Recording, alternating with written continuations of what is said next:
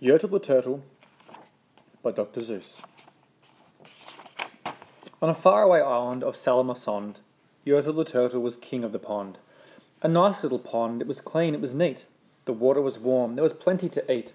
The turtles had everything that turtles might need. They were all happy, quite happy indeed. They were, until Yertle, the king of them all, decided the kingdom he ruled was too small.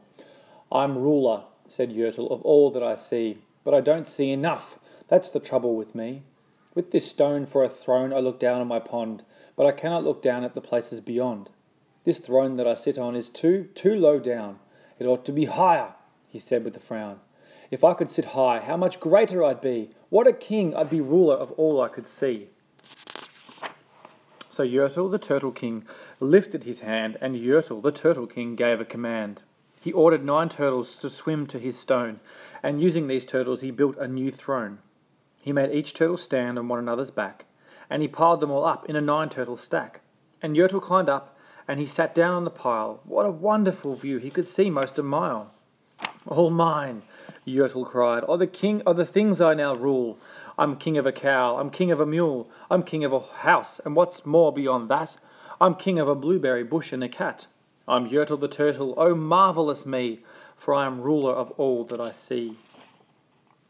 And all through the morning he sat up high, saying over and over, "A great king am I," until round about noon he heard a faint sigh. "What's that?" snapped the king as he looked down the stack. And he saw at the bottom a turtle named Mac, just part of his throne. And this plain little turtle looked up and he said, "Beg your pardon, King Yertle. I've pains in my back and my shoulders and knees. How long must we stand here? Your Majesty, please." "Silence!" the king of the turtles barked back. "I'm king and you're only a turtle named Mac. You stay in your place while I sit here and rule. I'm king of a cow, I'm king of a mule, I'm king of a house and a bush and a cat. But that isn't all, I'll do better than that. My throne shall be higher," his royal voice thundered. "So pile up more turtles, I want about 200. Turtles, more turtles," he bellowed and brayed, and the turtles way down in the pond were afraid. They trembled, they shook, but they came, they obeyed. From all over the pond they came swimming by dozens, whole families of turtles with uncles and cousins, and all of them stepped on the head of poor Mac. One after another they climbed up the stack. Then Yertle the Turtle was perched up so high he could see 40 miles from his throne in the sky. "Hooray!" shouted Yertle. "I'm king of the trees, I'm king of the birds and I'm king of the bees. I'm king of the butterflies, king of the air. Ha ha, me! What a throne, what a wonderful chair. I'm Yertle the Turtle, oh marvellous me, for I am ruler of all that I see." Then again, from below, in the great heavy stack, came a groan from the plain little turtle named Mac. "Your Majesty, please! I don't like to complain, but down here below we are feeling great pain. I know up on top you are seeing great sights, but down at the bottom we too should have rights.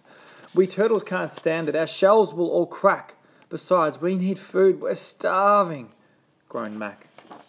"You hush up your mouth," howled the mighty King Yertle. "You've no right to talk to the world's highest turtle. I rule from the clouds, over land, over sea. There is nothing, no nothing, that's higher than me." But while he was shouting, he saw with surprise that the moon of the evening was starting to rise up over his head in the darkening skies. "What's that?" snorted Yertle. "What is that thing that dares to be higher than Yertle the king? I shall not allow it. I shall go higher still. I'll build my throne higher. I can and I will. I'll call some more turtles. I'll stack them to heaven. I need about 5,607. But as Yertle, the king turtle, lifted his hand and started to order to give the command, that plain little turtle below in the stack, that plain little turtle whose name was just Mac, decided he'd taken enough, and he had. And that plain little lad had got a bit mad, and that plain little Mac did a plain little thing. He burped. And his burp shook the throne of the king. And Yertle the Turtle, the king of the trees, the king of the air and the bees, the king of a house and a cow and a mule, well, that was the end of Turtle King's rule. For Yertle, the king of all Salamasond, fell off his throne and plonk in the pond.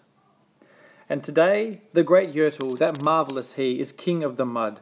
That is all he can see. And the turtles, of course, all the turtles are free, as turtles and maybe all creatures should be.